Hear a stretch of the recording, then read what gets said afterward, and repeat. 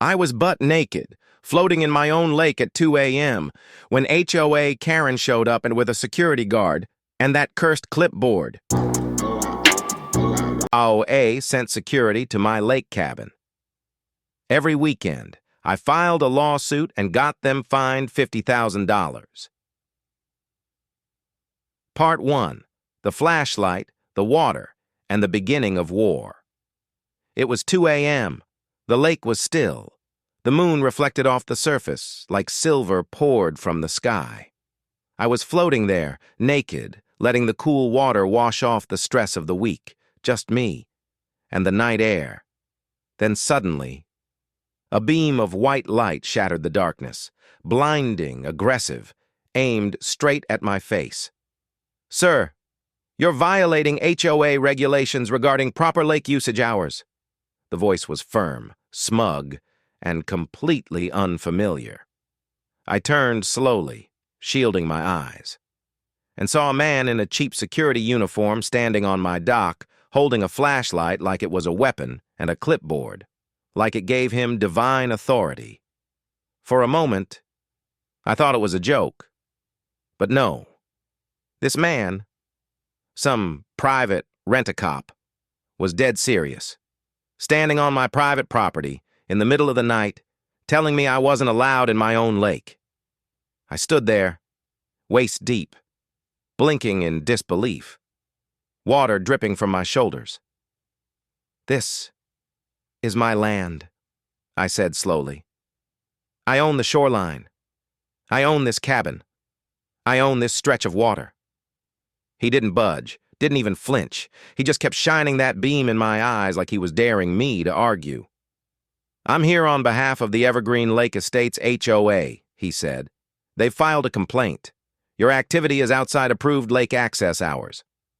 I laughed, out loud. I couldn't help it, because what he didn't know, what none of them seemed to know, was that I don't belong to their HOA. Never did. You see, 8 years ago, I started saving. Every bonus, every tax refund, every side job, all of it went into a separate fund. My dream? A lake cabin. Somewhere quiet. Somewhere beautiful. Somewhere I could finally breathe. It took me another 2 years to find it. And when I did, when I first stepped onto the weathered cedar deck and looked out across Evergreen Lake, I knew. This was it. The cabin was modest, old, with a roof that needed patching and railings that creaked in protest. But it sat tucked among towering pines, right on the water. And the moment I saw it, I felt something deep in my chest shift. Beth, the realtor, was a kind woman. No fluff, no pressure, just facts. I liked her immediately. "This one's outside the HOA boundary," she said, pointing to a printed map. "You get all the lake access without the rules. The previous owner made sure of it. He negotiated that line 15 years ago, said he didn't want some neighborhood committee telling him what color to paint his shutters." We both laughed at the time. If only I knew. The price was steep, just barely within reach, but I'd waited this long. I wasn't about to let it slip away. 3 months later, I moved in. The first few weeks? Bliss. Morning coffee on the deck. The call of loons echoing over the water. Evenings spent watching the stars flicker through the treetops, while fire crackled in the pit I'd built from river stones. I chopped wood, repaired the dock, replanted native shrubs along the shoreline to prevent erosion. It felt good, grounding even, like I'd finally found my rhythm again. Some neighbors stopped by with pie and advice, mostly retirees, friendly, curious. One couple, the Scotts, handed me an apple pie wrapped in a towel and warned me gently, "Watch out for the HOA. They can be overzealous." I chuckled at the time. "Oh, don't worry," I said. "I'm not even part of it." They exchanged a look. "You think that'll stop them?" Part 2. The knock on gravel. And the woman in red. It was a Saturday morning. the kind that made you pause in the doorway with your coffee, just to breathe in the scent of pine and dew. I was on my knees by the side of the cabin, digging out invasive weeds, sweat on my brow, gloves caked in soil. I'd been planning a native plant garden, low maintenance, good for erosion control, and, frankly, beautiful. Then I heard it. The crunch of tires on gravel, slow, deliberate. I looked up. A sleek black SUV rolled to a stop at the edge of my driveway. The windows were tinted, too dark for a casual visit.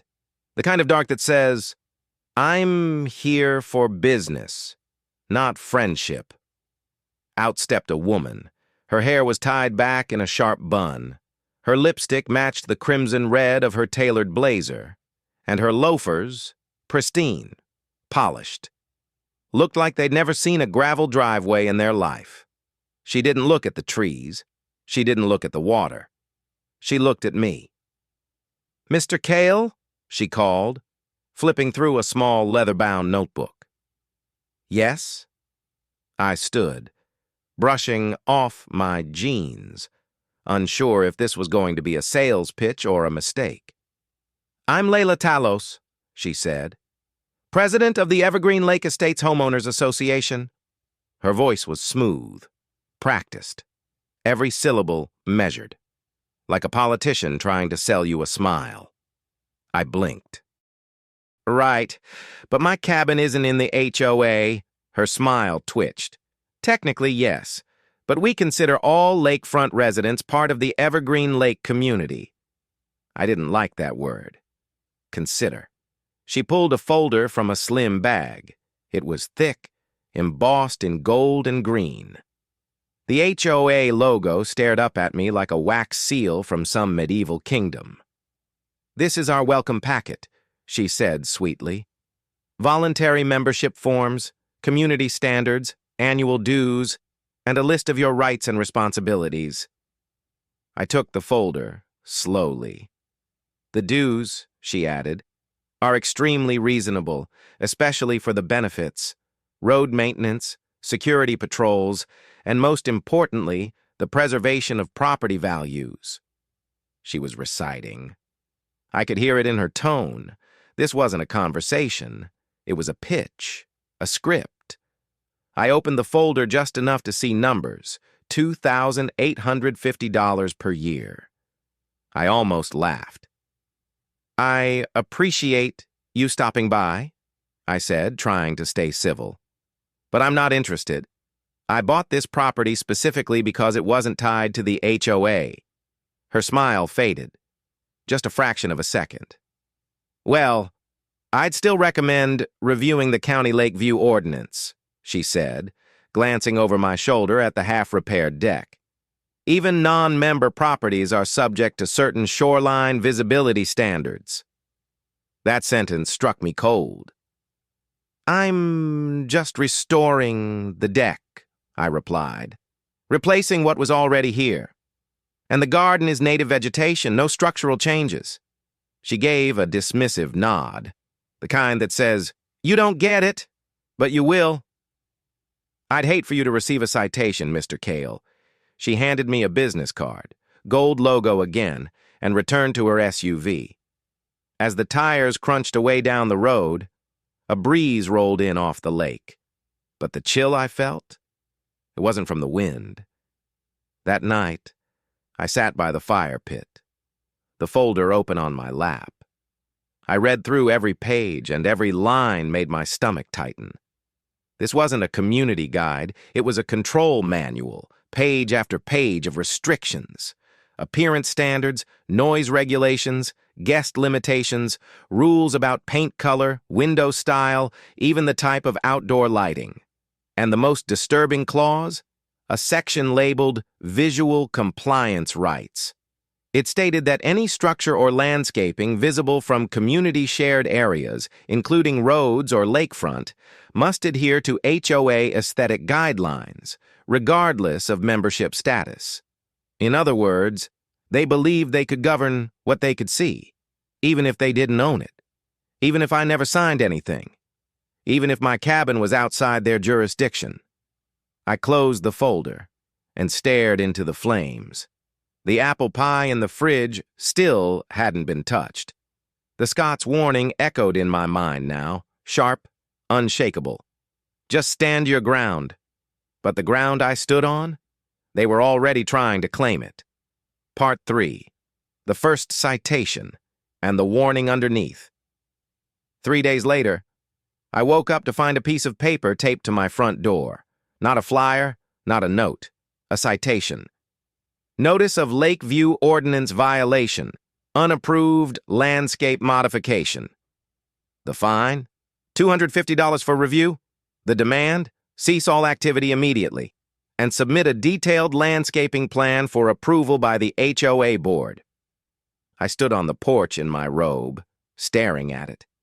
My deck was halfway restored. My native plant garden still in early stages. But now, they were demanding control over both. I called the number listed on the notice, straight to voicemail. So I went around them, directly to the county planning department. After 15 minutes on hold, I got through to a woman named Dana. She was polite, but firm. There is a shoreline protection ordinance, she said, but it has nothing to do with appearances. It's about preventing runoff, erosion, pollution. What you're doing, native restoration, is not only legal, it's encouraged. I thanked her, hung up, and tore the citation in half.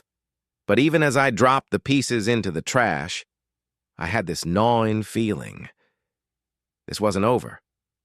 The next morning, another notice. Violation of architectural standards. Deck restoration not in compliance. What standards? There were none. I was replacing old, rotted boards with identical new ones. Then came a third citation. This one about the positioning of my dock. I hadn't touched the dock. I stood there, holding all 3 notices in my hands. And something inside me snapped. I pulled out the business card Layla Talos had left, called it. It went to voicemail again, and this time, I didn't bother being polite. The day after that, a sheriff's cruiser pulled up my driveway. My heart pounded in my chest, but I kept my cool. Deputy Gaines stepped out, lanky, sun-weathered, with permanent dark circles under his eyes. He looked exhausted before he even said hello. "Got a complaint," he muttered, "about unauthorized construction." I nodded slowly, opened my door, and invited him in. Showed him the deck, the matching boards, the permits I didn't technically need but had anyway. "Not sure why I'm even here," he said after a while. "It all looks fine." That's when I asked, carefully, "You ever deal with the HOA here?" He rubbed the back of his neck. "Let's just say, Mrs. Talos has a lot of friends in county offices." He didn't elaborate, but he didn't need to.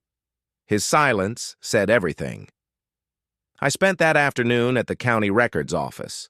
Old files, dusty maps, scanned development permits. And then I saw it. Talos Marina Developments. Their logo, stamped across a thick stack of proposals. Their goal? To turn Evergreen Lake into a sprawling commercial complex. Docks, restaurants, retail spaces, a mini marina with boat rentals, and a private beach.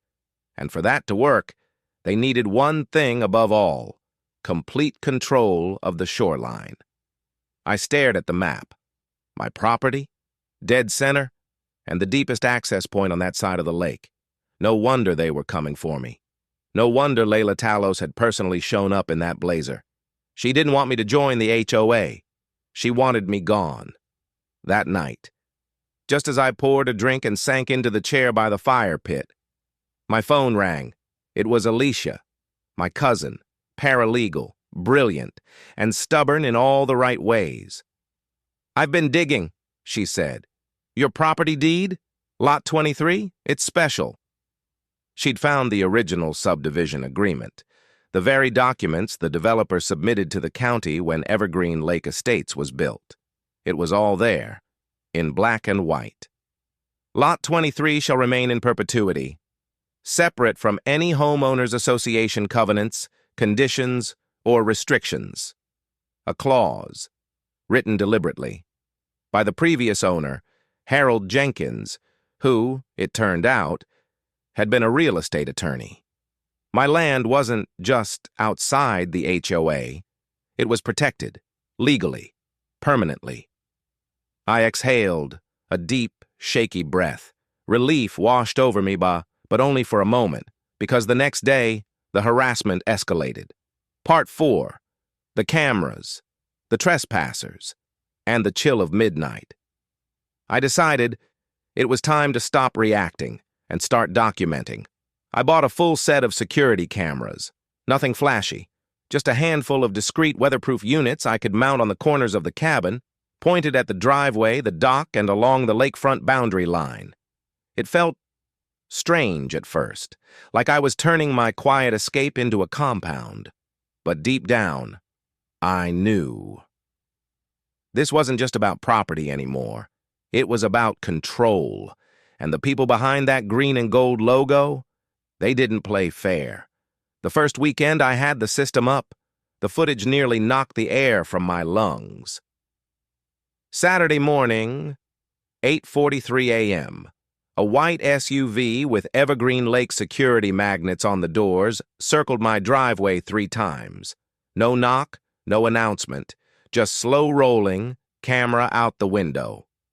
Sunday was worse.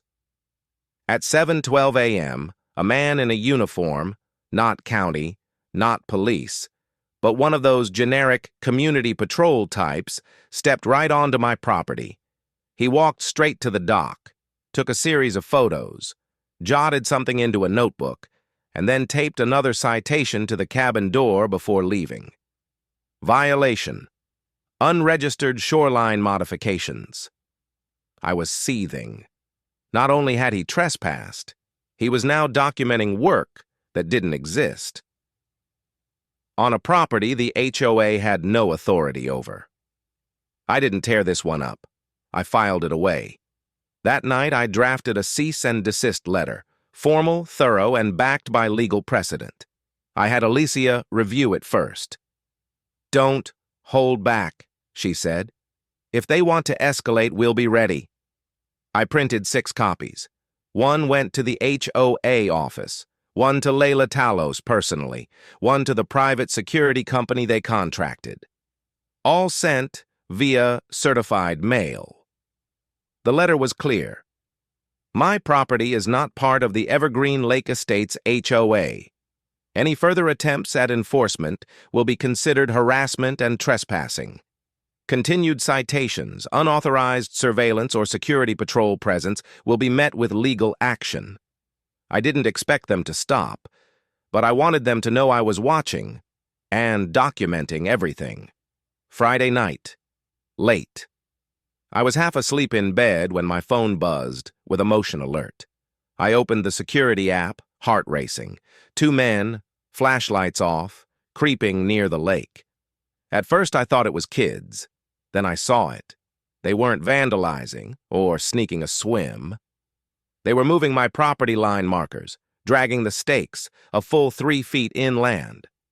I grabbed my keys. By the time I got outside, they were gone. But the footage was clear, high-res, time-stamped, and unmistakable. I called the sheriff's office right away.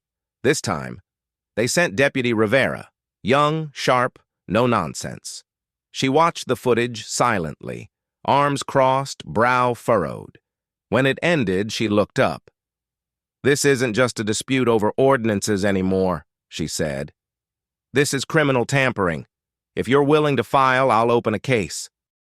I nodded. "Let's do it." She took my statement, filed a full report, and promised a follow-up. The next morning, I finally met my neighbor to the east, Greg Beckett, a quiet man, maybe in his late 60s, tanned skin, hands like he'd split firewood for a living. The kind of guy who says little, but sees everything. He was trimming branches along the narrow road we both shared when I walked up. "Morning," he said without looking. I nodded. "You see that patrol car last night?" He chuckled. Just once. "You're getting the full Talos treatment, huh?" I told him what had been happening. The citations, the trespassing, the threats, the fake HOA claims. He stopped trimming, turned to me. "She's been trying to take over every independent lot for 3 years now," he said. "Started right after she married Philip Talos. Got herself elected president. The Marina Project's been her obsession ever since." I froze. "Marina?" Greg gave a slow, knowing nod. "She wants to turn this lake into a mini resort. Stores, docks, rentals, the works." I swallowed hard. "And my cabin?" He didn't blink. "Deepest access point on this side of the lake. They need it for the main dock." That night, I didn't sleep. I sat at my desk, staring at the blinking light on the security hub. I thought I'd bought peace, but what I'd really bought was ground zero. Part 5, isolation, intimidation, and a trap well set. The next 2 weeks, pure chaos, cloaked in politeness. Every time I drove into town, the white security SUV was there, parked right at the fork where my private road met the main street. The driver never spoke, just stared and wrote. When friends came by for a small barbecue one weekend, the same SUV rolled in slowly. The guard stepped out, clipboard in hand, and told my guests he needed to register them per HOA regulations. They looked at me like I had joined a cult. 2 of them left early, visibly uncomfortable. I called the security company that same night. The woman on the line was polite, but cold. "Our officers are acting on instructions from a verified client," she said. I asked for the client's name. She refused, but we both knew. I started talking to other homeowners, quietly, carefully. Most were sympathetic, but terrified. "They fined me $1,200 for wind chimes," one woman whispered. "I took them down the same day, and they still refused to remove the charge." Another neighbor, a retired teacher, told me she was nearly forced to sell after they charged her thousands for an unauthorized retaining wall she never built. "I can't afford another battle," she said, eyes downcast. "They'll make my life miserable." Fear. Everywhere I turned. Fear. And that fear, it was working. Things escalated again after a major storm. The gravel road leading to my cabin was washed out. Deep ruts, standing water, chunks of earth collapsed into ditches. Normally, the maintenance crew came within a day or 2. But this time, nothing. I called, left messages. No answer. Days passed. When I finally reached someone at the road contractor's office, he stammered. Sorry, we were told to suspend service to non-compliant lots until further notice." Non-compliant. I didn't even belong to the HOA. The road stayed broken. Delivery trucks refused to come. The garbage service skipped my cabin completely. I flagged down the driver. He mumbled something about a new routing update, then drove off before I could respond. I hired a private crew to repair the road myself, and they did a solid job. But that same night, the lead contractor called me, nervous. "Sir, I just got a weird call from someone claiming to be with the county. Said we weren't permitted to touch that road, threatened to report us." He paused. It didn't sound right. Just thought you should know. I thanked him, then stared out the window for a long time. They weren't just trying to intimidate me anymore. They were trying to isolate me. The next morning, I checked my cameras again, and my blood ran cold. There, at 3:14 a.m., someone in a red blazer, unmistakable, moved my boundary markers again. Not just shifted them, they dug them up. and replanted them 3 feet closer to my cabin. I zoomed in, frame by frame. It was her, Layla Talos, the president of the HOA, caught on camera, trespassing on my land in the middle of the night. Later that week, I went into town for supplies, hoping to escape the rising pressure. At the local cafe, I overheard something that would change everything. A woman, clipboard in hand, was interviewing the barista about shoreline activity. Curious, I approached her. Jessica Harper, environmental journalist. We talked, and when I mentioned Talos Marina Developments, her eyes lit up. "I've been tracking them across 3 counties," she said. "They promise eco-friendly marina projects, but every time they leave behind lawsuits, algae blooms, and fish die-offs." I told her everything. She took notes, recorded our conversation. "I'm going to dig," she said. And she did. But while Jessica investigated from the outside, I started preparing a trap from within. I created a folder on my desktop, labeled it Settlement Draft, Confidential Inside, a Fake Agreement. It offered to sell my property for a slightly inflated price in exchange for my silence. NDA, gag clause, full release of claims.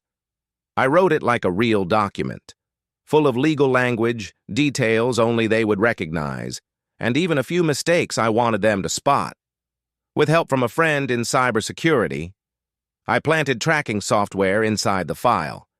If anyone accessed or copied it, I'd know. That weekend, I left the cabin briefly. When I returned, my back door was unlocked. I rushed to the computer. The folder had been opened, files copied. Security footage showed her, again, entering with what looked like a copied key. She walked straight to my desk, sat down, plugged in a USB, and downloaded the file. She took the bait. Hook, line, and blazer. Epilogue. The verdict, the victory, and the view that stayed mine. The hearing room was packed. Neighbors I'd never spoken to, county reporters with notepads. Even a representative from the Environmental Protection Agency sat quietly in the back row, his badge just visible. Layla Talos walked in last, still in red, still smug, still believing this lake belonged to her. She didn't know. She was walking into a reckoning. Judge Harriet Kimball took her seat with the kind of presence that didn't require a gavel. She didn't smile, didn't banter. She simply opened a folder and said, "Let's begin." What followed was 3 hours of relentless evidence. We played the security footage, Talos creeping through my cabin, the break-in, the USB, the forged settlement document submitted by her attorneys. We brought out the hidden metadata, timestamps, tracking logs, access records.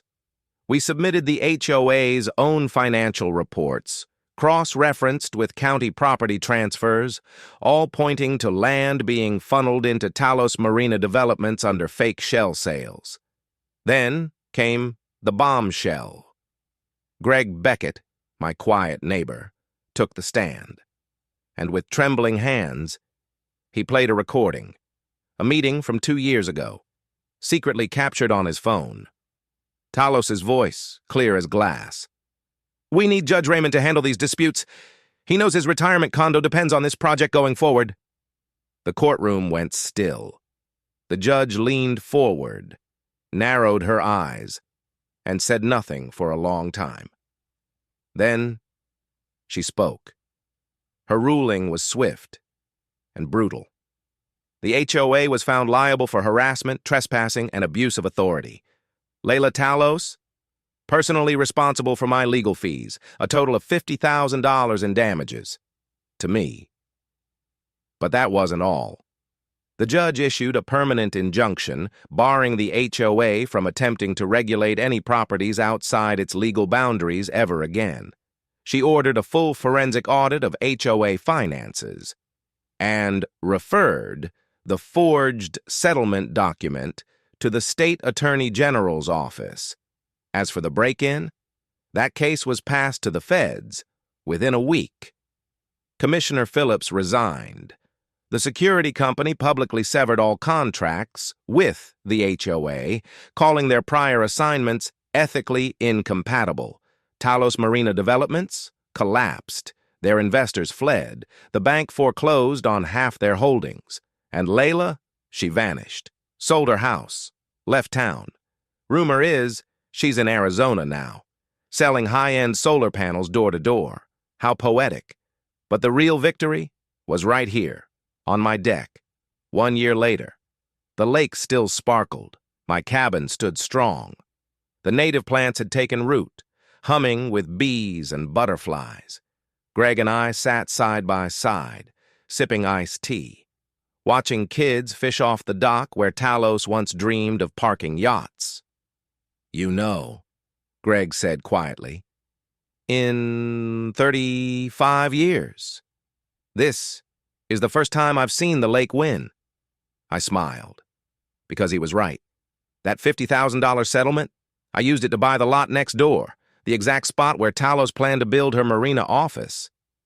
Now, it's a community garden, a bird-watching station, and a sign out front reads, "Welcome to Evergreen's Quiet Shore. No HOA required."